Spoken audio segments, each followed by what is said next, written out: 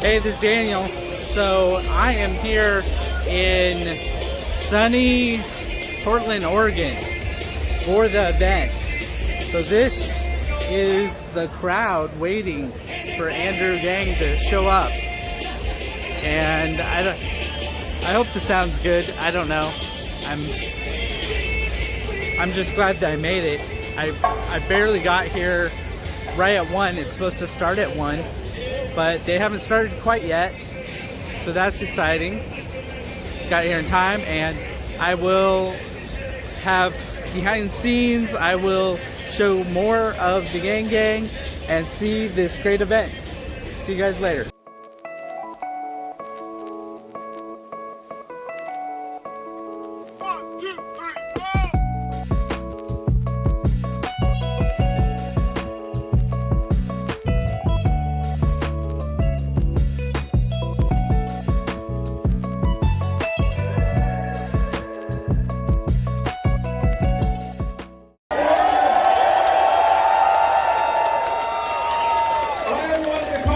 Months, because I knew when this campaign got started that this was going to be one of the hubs. This was going to be one of the frontiers, because you all reflect so much of where the country is going here in Portland, Oregon. And I knew that this place was going to be Yang wall to wall, and I'm so glad I was right, so I could come and be here with you today, because I've been looking for an excuse to visit for years. 44 years old, and this is my first time in Portland, Oregon. That's terrible. So this is why I'm running for president. I went to DC in 2017, and I was like, these guys will do nothing to help us, so I need to create a wave. And we've been creating that wave for the last number of months. A poll just came out a few days ago, and I was in 6th place.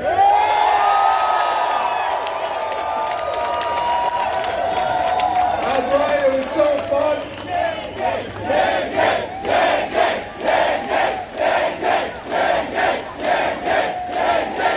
Thank you all, you're the best. But you know the problems are real if the Asian man who wants to give everyone money can come out of nowhere and get to 6th place in the presidential election, right? And the first time you heard about the freedom dividend, you said, this is a gimmick. Is this for real? But when you dig in, you find that this is a deeply American idea. Thomas Paine was for it at the founding of the country. He called it the citizen's dividend. Martin Luther King championed it in 1967. He called it the guaranteed minimum income, and it is what he was fighting for when he was assassinated in 1968. Milton Friedman and 1,000 economists endorsed it in the 70s. It passed the U.S. House of Representatives twice in 1971, and one state has had a dividend in effect for almost 40 years. And what state is that? And how do they fund it? And what is the oil of the 21st century? Marijuana, that's right, put it in. It's technology, you had it right. It's AI, software, self-driving cars and trucks, big data. This is the oil of the 21st century. What they're doing in Alaska with oil money, we can do for everyone here in Portland and everyone around the country with technology money. And one of the biggest lies in American life right now is that we don't have the money. It's such bullshit, because I've done the math.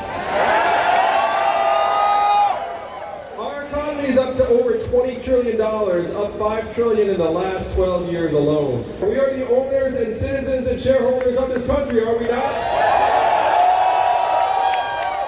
We can declare a dividend that's going to make us, our families, our people, our communities stronger.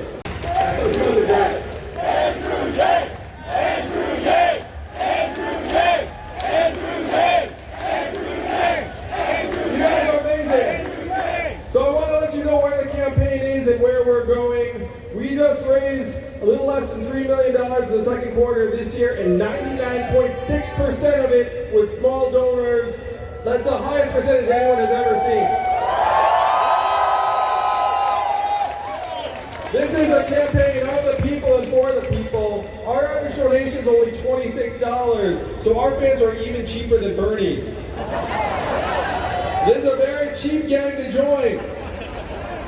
So if you haven't donated and you want to be an above average member of the Yang Gang, I'll take $27 to be like, look at that. It's like, I don't know. So this is very much a grassroots campaign that is coming up. And so we raised 1.7 and 2.83, and then the curve's just going up and up. We're growing when other campaigns are shrinking. And thanks to people like you, we already got through the 130,000 donor threshold to qualify for the debates. We're in 6th place in the polls. We're climbing just as a lot of the other campaigns are fading.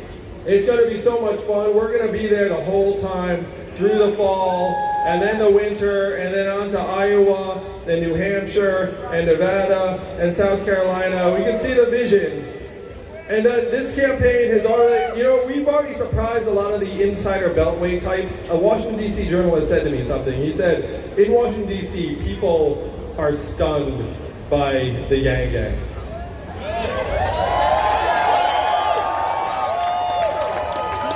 They said that the folks in Washington, D.C. cannot believe that a political outsider newcomer came out of nowhere and is beating people that have been preparing to run for president for years.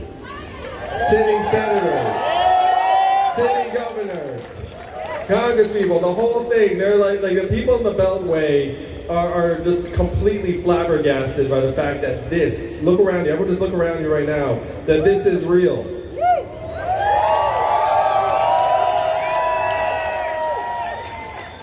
Press looks at this and say, this makes no sense, but they don't know something that we know. We know that the American people see the problems that are going on in our communities and know that we can do so much better. Yeah. We know that Washington, D.C. is not going to come to our rescue and that we're going to have to rescue ourselves. Yeah. We know that the conventional wisdom and 20th century solutions are not going to work for 21st century problems, and we need new solutions to bring to the table.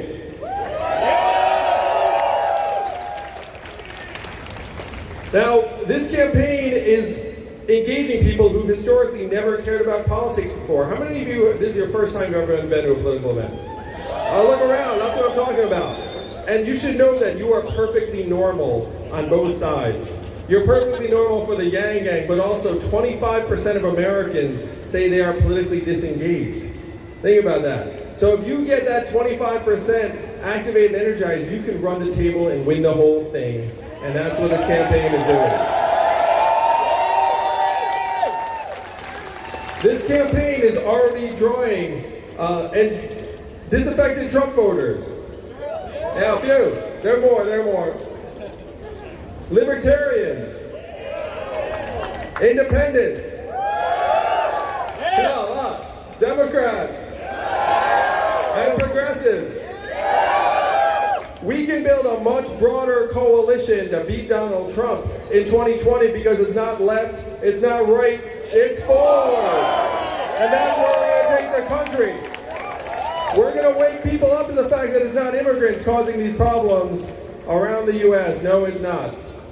Donald Trump's our president in part because he identified a lot of the struggles that people are experiencing. A lot of people are getting left behind. A lot of people are seeing their way of life disintegrate around their feet. This is why he's president. And if you look back at the Democratic response in 2016, he said, "Make America great again." And what did the Democrats say? America is already great. And then the Democrats lost. And so to me, this is a time for real soul searching. Donald Trump said, these are the problems, and he was largely correct. And what we have to do is we have to do the hard work of actually solving the problems that he pointed out. Now, what were his solutions in 2016? What did he say? He said, we're going to build a wall, we're going to turn the clock back, we're going to bring the old jobs back, and we need to do the opposite of all of those things. We need to turn the clock forward. We need to accelerate both our society and our economy. We need to evolve in the way we think of work and value. And I'm the man for that job, Portland, because the opposite of